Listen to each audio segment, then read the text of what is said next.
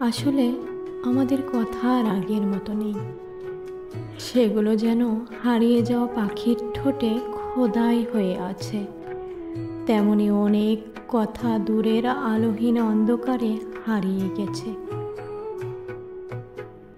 সেই কথাগুলো যেন পাথরের মতো ঘুমিয়ে আছে।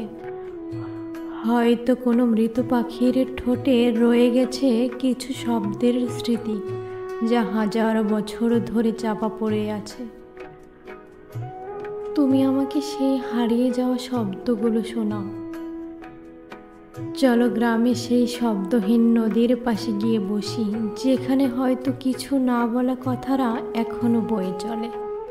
সেই নদীও তো অনেক কিছু বলার চেষ্টা করেছিল, কিন্তু উজান থেকে ভাটির স্রোতে তা হারিয়ে গেছে।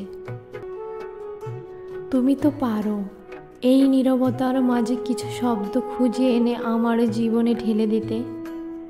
তুমি সেই নীরব বৃষ্টি ভেজা অনুভূতিগুলো আমার জীবনের ছবির মধ্যে সাজিয়ে দাও।